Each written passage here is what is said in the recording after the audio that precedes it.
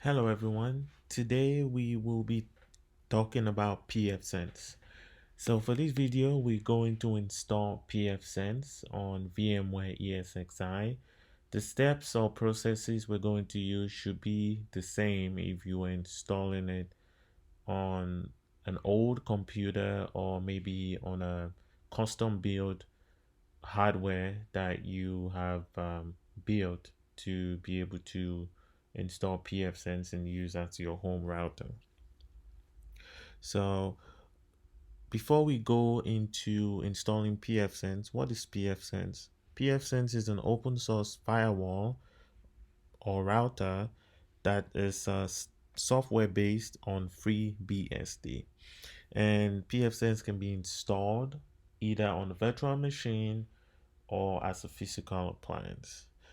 You can also purchase PFSense enterprise solutions from Netgate. So if you go to pfsense.org, you can go ahead and purchase a built or pre-built enterprise solution for PFSense. So why do you want to get rid of your home router and get PFSense? There's two reasons I think you should get PFSense. One is because it is open source. PFSense being open source means that it is free. You never have to pay for anything and you get frequent updates for free. The code is open to the public and you can go and look at the code and make modifications or make changes to this code without having to deal with copyright infringements.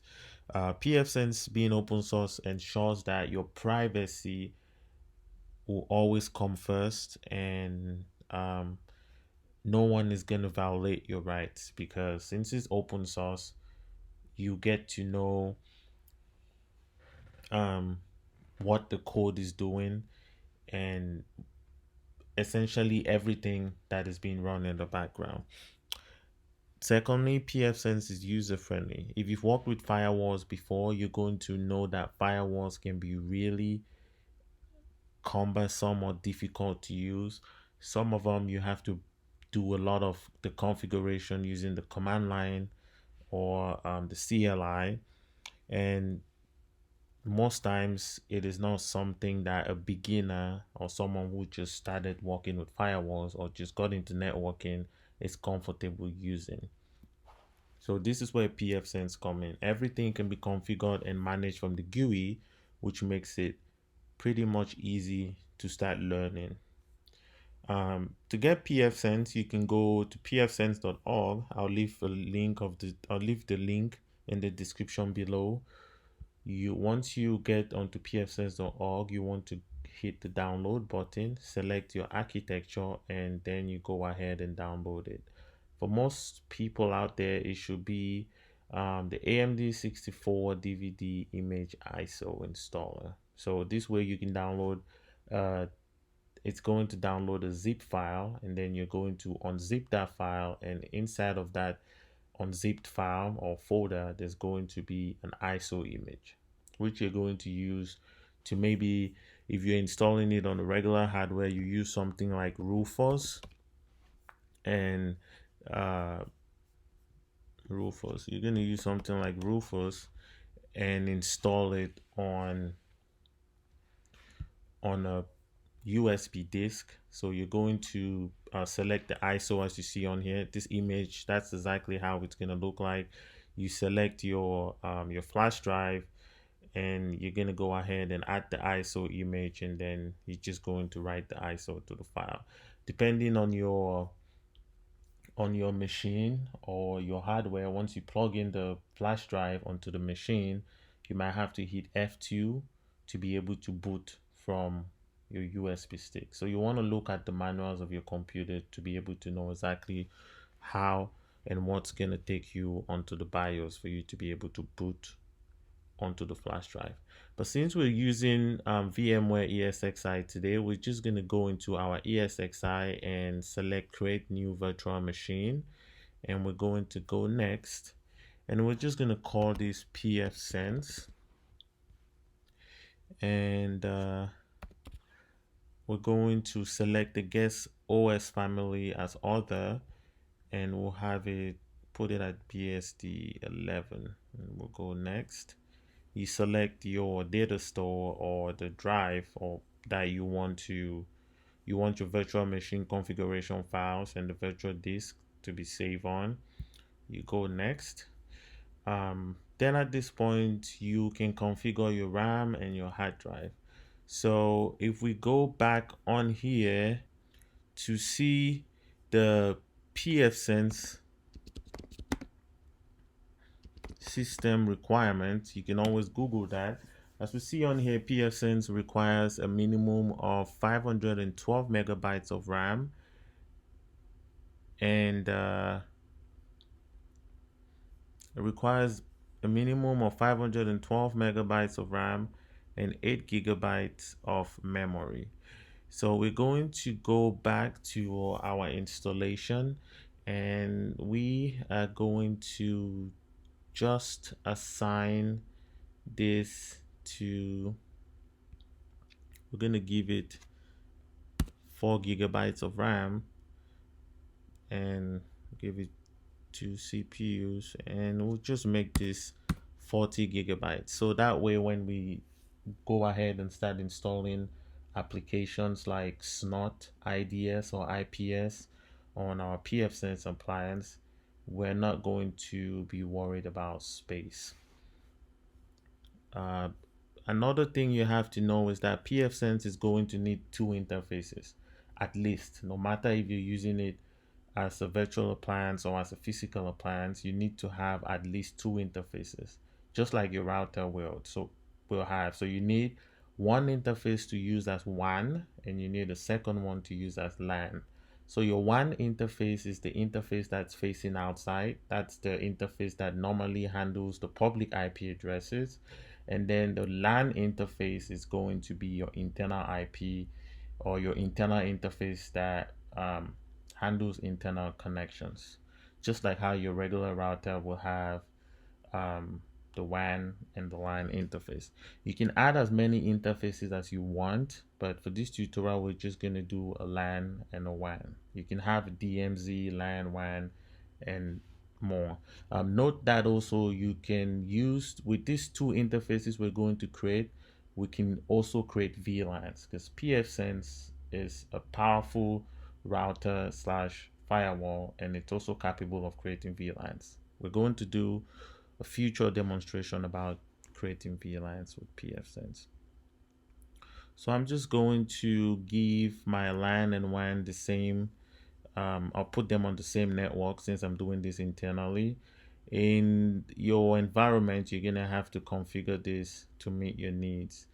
And then we're going to go ahead and select our ISO file at this stage. So PFSense.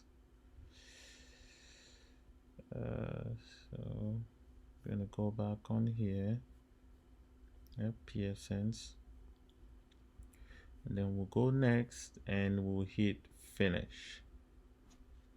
This time, since we are finished, we are going to go ahead and power on our virtual machine.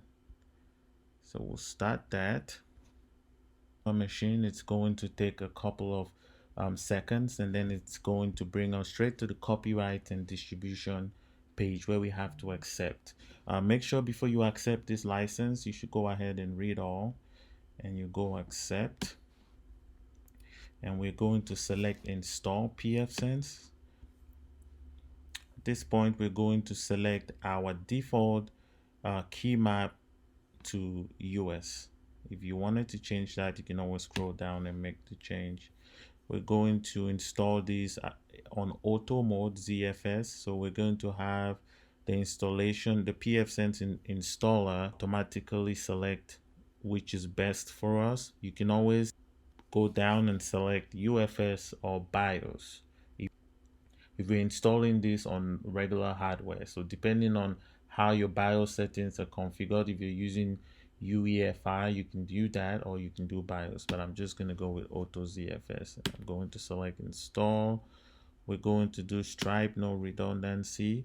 This point we'll select our hard disk. This is our virtual hard disk. If you were doing this on an actual hard straight on the hardware, you're going to select your hard disk. that you have included in your hardware. Click OK. We're going to do yes because the installation is going to destroy all the contents of the disk as of now to install PFSense. So we're just going to give it a little bit for the installation to complete. And so I'm going to go ahead and pause the video here. Once the installation completes, I'm going to come back so we can resume and get the configuration going. Okay, now that the installation is complete, PFSense installer is asking us if we want to go into the shell, which is a command line, and make any final manual modifications. At this point, we're just doing a basic install, so we're going to go no, we don't want to go to the shell. We still don't want to go to the shell, so we're just going to reboot so we can start configuring our PFSense using the GUI.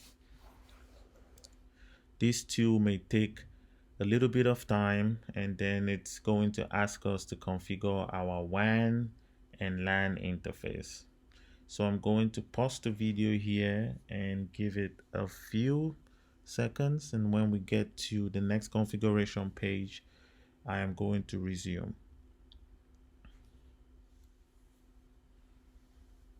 So now at this point, we can see here that we have two valid interfaces. We have the VMX0 with that MAC address, and we have the VMX1 with that MAC address. And PFSense is asking if at this point we want to configure VLANs. If this is not your first time to install PFSense, at this point, if you needed VLANs, you can go ahead and configure them. But since this is just the first time we're installing PFSense, we're going to hold up, and once we get done with the installation, we will create the VLAN using the GUI, because it's way easy that way and you don't have to mess with the command line. So I'm going to show you how we're going to create VLANs in another video after we're done with the installation. So we're just going to hit the no option. PFSense is going to ask us which interface we want to use for our WAN and which one we want to use for the first one we're going to have to select is what we want to use for our WAN. So if you are home and you're using your hardware, the easy way for you to be able to know which one you want to use, at this point you can unplug the LAN connection and just connect your PFSense router directly to your modem so you can get a public address. I'm going to go ahead and do the VMX0. I'm going to use that as my WAN, and it's going to ask the same thing for LAN. So since I have just two interfaces, I'm going to use the VMX1. And then we'll select yes. And then at this point, PFSense should be done configuring our interfaces, and it should come up with our IP addresses. So it should come up with the public address for the WAN and for an IP address for the LAN. And all of those, we can always change that. For the WAN IP address, if you were installing PFSense on a physical hardware and you're using it as your only router, your WAN IP address is probably going to come from your ISP. But if you wanted to use PFSense as an internal segmentation firewall or router, at that point your local DHCP server is going to have to assign the IP address to the WAN, or you're going to have to manually do it. Once again, you can do that using the command line, but we're going to do that for this tutorial using our GUI. So now that we have our WAN and LAN IP address, all you want to do is go onto your browser and type the IP address of your LAN. So make sure you're connected into your LAN interface, and we're just going to go to our web browser and type the IP address to be able to access our PFSense. So I'm going to close this, and then I will go onto a browser and open up the GUI, and we'll finish up the configuration. Now that we've used our browser to navigate to our LAN interface, it's going to give us a certificate error saying our connection is not private. That's because the certificate installed on PFSense is a self-signed certificate. So we're just going to say proceed. The default username and password for PFSense when you first do an install, the username is going to be admin and the password is going to be PFSense. So we're going to do admin and we'll do PFSense. And once we do that, it's going to bring us straight to a welcome page and ask us to go next and get done with the configuration. So we're going to keep going next. At this point, we want to give our PFSense virtual machine or appliance a host name. Okay, or we're just going to call it Cerberus, I guess.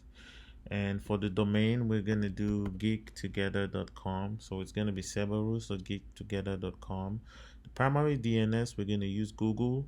Secondary DNS, we're going to use 1.1.1.1. And if you normally PFSense is going, since your WAN interface uses DHCP, it's normally should default to using your ISP's DNS server. If you want to override your ISP's DNS servers with your own DNS servers, or maybe another public DNS server like Google's and the 1.1.1.1, you have to check the box on here that says allow DNS servers to be overwritten by DHCP PPP on the WAN. So if not, you can uncheck that, but we'll just leave that as default. We'll go next. You want to select your time zone. For me, I'm going to select Chicago. So yep, we'll do that right there, and we'll go next. And the WAN, we're gonna let the WAN be a DHCP because we want it to pull our IP address from our external ISP's DHCP server.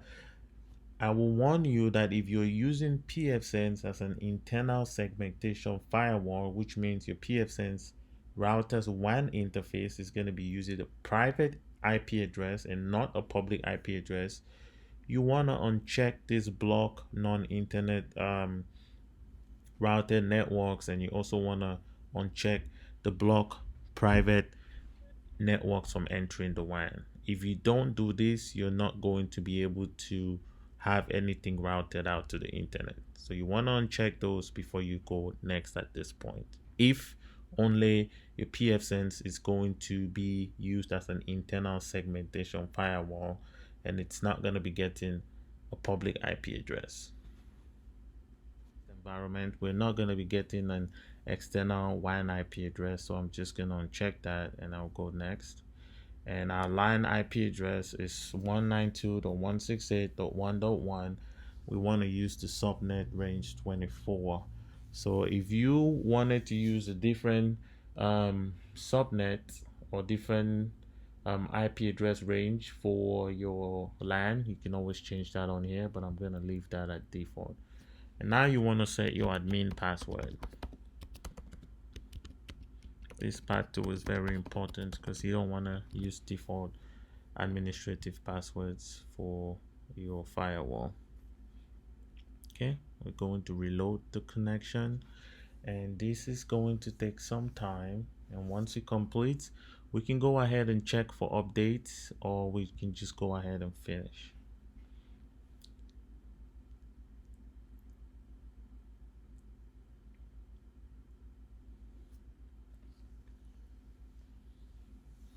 Okay, see at this point our PFSense installation is finished. I'm going to go ahead and do a quick overview of the GUI in PFSense. So this is your main dashboard where you have all the stats.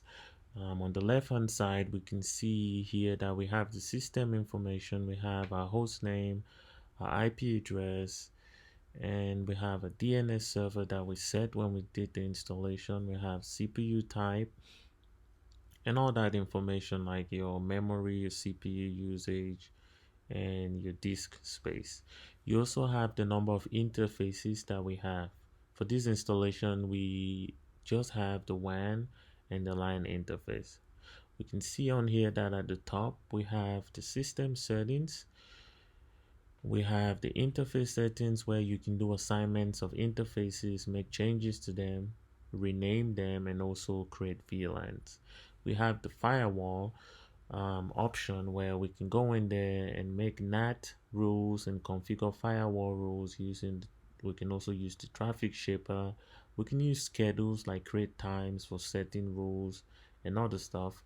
I'm actually going to do future videos that I'm going to go into depth into every one of these options. We also can see the services options where we can configure our DHCP server. If we had an internal DHCP server and we don't want to use PFsense's DHCP server, we can use the DHCP relay. We can configure our DNS forwarder, DNS resolver. We can configure NTP on this same tab. We can do our UPnP configuration. We can also configure VPN by using the VPN option. We can configure OpenVPN or IPsec.